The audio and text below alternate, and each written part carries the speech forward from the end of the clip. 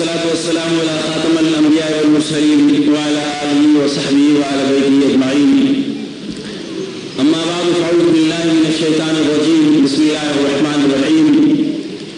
ولتكن منكم أمة يدعون إلى الخير ويأمرون بالمعروف وينهون عن المنكر وأولئك هم المفلحون. وقال عليه الصلاة والسلام: طوبى لرجل آخذ بعنان فرسه في سبيل الله، إن كان في الحراسة كان في الحراسة وإن كان ساكا كان في الساكا. فإذا عبد الدرهم وعبد الدينار وعبد الخميسة إن عطي رضي وإن لم يؤت سخط، أو كما قال عليه الصلاة والسلام. صدق الله العظيم. محترم جناب اسد اللہ بھٹو صاحب جماعت اسلامی سندھ، محترم ممتاز میمن صاحب صدر، دیگر قائدین، معزز دوستو، تعلقات عامہ میرے خیال میں ہر آدمی شاید اس کو نہیں سمجھتا ہو، نہ سمجھتا ہو کہ یہ تعلقات عامہ کیا ہے. بنیادی طور پہ ہر پیغمبر جو ہوتا ہے وہ داعی ہوتا ہے، دعوت پیش کرتا ہے. وہ عوام کو بھی دعوت پیش کرتا ہے، خواص کو بھی دعوت پیش کرتا ہے، غریبوں کو بھی دعوت پیش کرتا ہے، سرداروں کو بھی دعوت پیش کرتا ہے، وڈیروں کو بھی دعوت پیش کرتا ہے. تو یہ جو دعوت ہے کہ وہ دعوت سب کے لیے ہونا چاہیے. اور حضور صلی اللہ علیہ وسلم کی زندگی ہمارے لیے آئیڈل بھی ہے، نمونہ بھی ہے. اور آپ صلی اللہ علیہ وسلم نے اپنی دعوت ایک طرف تو بلال کو دی، صہیب کو دی، سلمان کو دی، تو آپ صلی اللہ علیہ وسلم اہل مکہ کے سرداروں کو بھی دعوت دی اور طائف والوں کو بھی دعوت دی. اور آپ صلی اللہ علیہ وسلم کا وہ طائف کا سفر ایک تاریخی حیثیت کا حامل سفر ہے کہ آپ صلی اللہ علیہ وسلم نے طائف کے سرداروں، طائف کے وڈیروں، طائف کے جاگیرداروں کو جب دعوت دی تو اس کے بدلے میں آپ صلی اللہ علیہ وسلم پر کتنی سنگ پاری ہوئی وہ ایک الگ داستان ہے.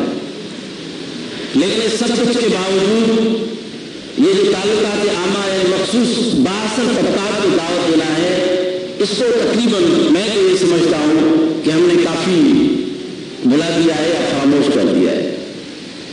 ٹھیک ہے، دعوت زیادہ قبول کرنے والے صہیب ہوتے ہیں، بلال ہوتے ہیں، عام آدمی ہوتے ہیں، غریب ہوتے ہیں.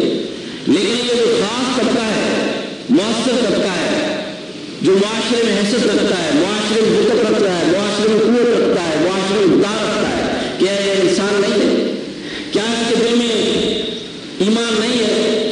ہم پہلے یہ فیصلہ کر دیتے ہیں ان کا تعلق کس پارٹی سے، ان کا تعلق مسلم سے، ان کا تعلق فلاں پارٹی سے، ان کا تعلق فلاں پارٹی سے. لیکن ہم اگر خلوص سے، دیانتداری سے، ایمانداری سے، لگن سے اور مسلسل جدوجہد سے ان کو بھی ٹچ کریں، ان کو بھی دعوت دیں، تو یقیناً وہ طبقہ بھی ہمارے طرف متوجہ ہو سکتا ہے. اور آپ دیکھیں کہ یہی وہ طبقہ ہے جو اصل حاکم بنا ہوا ہے. جتنی بھی بڑی پارٹیاں ہیں اسی طبقے کو متوجہ کرتی ہیں اور اسی طبقے کی وجہ سے ان کی حکمرانی قائم ہوتی ہے. اور ہم ہیں کہ اسی طبقے کو حقیقت میں اس توجہ کا حقدار نہیں سمجھتے جس توجہ کا وہ لائق ہے.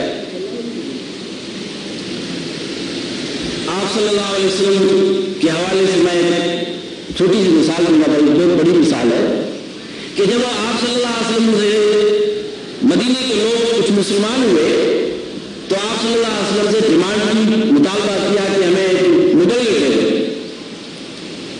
تو آپ نے مدینے کے لیے انتخاب کسی کا کیا جو مکے کا شہزادہ تھا، جو بہت بڑے گھرانے سے ان کا تعلق تھا، اور وہ تھا مصعب بن عمیر سب رضی اللہ تعالیٰ عنہ، جو آپ سے خاصا ہم شکل تھا. جب وہ جنگ احد میں شہید ہوئے تو کفار نے یہ عام کر دیا کہ نعوذ باللہ آپ صلی اللہ علیہ وسلم شہید ہوئے. لیکن وہ آپ صلی اللہ علیہ وسلم نہیں تھے، وہ حضرت مصعب بن عمیر تھے، جو آپ صلی اللہ علیہ وسلم کے ہم شکل تھے. حضرت مصعب نوجوان تھے، شہزادے تھے، بڑے خاندان سے ان کا تعلق تھا. وہ مدینہ گئے. مدینے میں انہوں نے جو دعوت کی، جس انداز سے وہ بات کی، میرے خیال میں شاید اسی کا حوالہ علامہ اقبال نے اپنے شعر میں دیا کہ وہ میری دنیا کے غریب के दरो दीवार हिला दो, गरमाओ गुलामों का लहू सोगे यकी से, गरमाओ गुलामों का लहू सोगे यकी से, यानी तुम्हारी बात में सोच भी हो, यकीन भी हो। बात यह है कि आप जो दावत दे रहे हैं उसमें सोच भी हो, उसमें मुस्तकबिल का यकीन भी हो। और हजरत मसअद उमर रज़ियल्लाहु तआला ने उस सोच और यकीन के साथ दावत दी।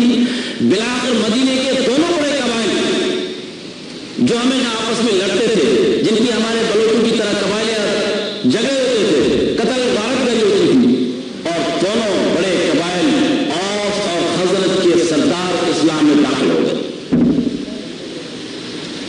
हज़रत आयशा रज़ियल्लाहु तआला अन्हा का मशहूर कौल है कि फरमाती हैं कि ये जो कहते हैं कि मदीने वालों ने मक्के को फतह किया, मैं ये नहीं मानती, बल्कि हकीकत ये है कि मक्के से उठने वाला नौजवान मसअद उमैर था जिन्होंने मदीने को फतह करके दिखाया।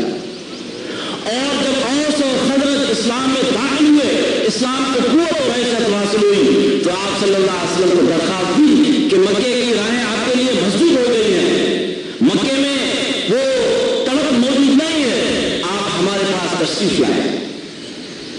और आप सल्लल्लाहु अलैहि वसल्लम ने हिजरत करके मदीने तशरीफ लाए और मदीने को इस्लामी रियासत बनाया, इस्लामी स्टेट बनाई, और वहां से जो इनकलाब और नूर फैला पूरी दुनिया को उन्हें रोशन करके दिखाया। और आप सल्लल्लाहु अलैहि वसल्लम जब मक्की ज़माने में घुटन महसूस करते थे, तन्हाई महसूस करते थे और कमजोरी महसूस करते थे, तो आपने भी अल्लाह से दुआ की। वो कौन सी दुआ थी? अल्लाह अहदल उम्रैन, ये अल्लाह दोनों उम्रों में से किसी एक उम्र को तो इस्लाम के आगोश में आने दो, ताकि इस्लाम में तकवीर हासिल हो, ताकि इस्लाम को कुव्वत हासिल हो, ताकि इस्लाम को हैसियत हासिल हो, ताकि इस्लाम को लोग कमजोर को ताकतवर जाने। हज़रत उमर रज़ियल्लाहु तआला अन्हु जिनको मुख्तलिफ बाहों से अहले मक्का ने ये कहा कि वक्त के पैगंबर का काम कौन तमाम करेगा, वो तराब बेनियाम होकर निकला है, लेकिन वो खुद शिकार हो गए। और जब आप सल्लल्लाहु अलैहि वसल्लम की खिदमत में हाजिर हुए तो बाद सहाबा शायद ये महसूस कर रहे थे ये लड़ने आया है, लेकिन किसी ने आप सल्लल्लाहु अलैहि वसल्लम की दिल की तवज्जो नहीं की। आप सल्लल्लाहु अलैहि वसल्लम को पहले ही हज़रत उमर को इस्लाम में दाखिल करने के लिए रब से दरख्वास्त की और वो दरख्वास्त मंजूर हुई, इसलिए हज़रत उमर रज़ियल्लाहु तआला अन्हु इस्लाम में दाखिल हुए। और जब दाखिल हुए, मुअस्सिर आदमी जब आता है तो क्या करता है? हज़रत उमर रज़ियल्लाहु तआला ने फरमाया कि कौन है कि अपने बच्चों को यतीम कराने वाला, अपने बीवी को बेवा करने वाला कोई है जो इस्लाम का मुकाबला करे? अगर करेगा तो उनके बच्चे यतीम होंगे, उनकी औरतें बेवा होंगी। उमर के इस्लाम में दाखिल होने के बाद अहले मक्का के कान खुल गए। कब हम इस तारीख को नहीं रोक सकते, अब इसको कंट्रोल नहीं कर सकते, अब इसको ज्यादा मजबूत और महसूस नहीं कर सकते। तो दोस्तों, यही वो दावत की तड़प थी आप सल्लल्लाहु अलैहि वसल्लम और इसके असहाब में, जिसकी वजह से इस्लाम बहुत तेजी से फैला। मैंने जो हदीस पढ़ी वो मेरे ख्याल में हमारे दाई के लिए बहुत अहम चीज है कि दाई को कैसा होना चाहिए, कैसी तड़प होनी चाहिए, कैसा अंदाज होना चाहिए।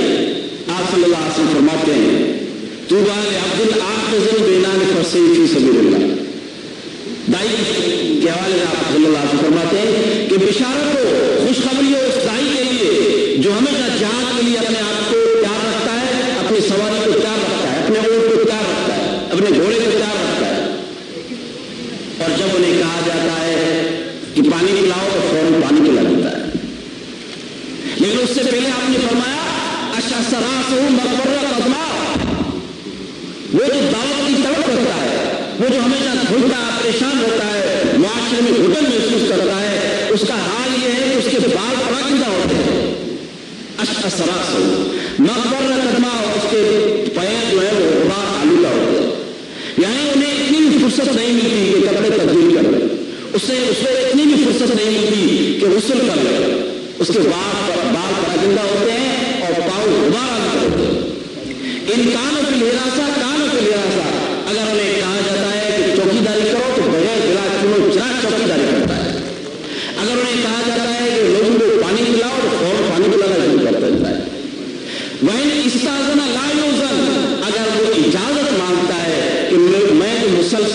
इस दावत में आपके साथ हूं, लेकिन चंद दिन गांव के लिए, घर के लिए इजाजत मांगता है तो नहीं, इजाजत नहीं मिली। और किसी की सफारश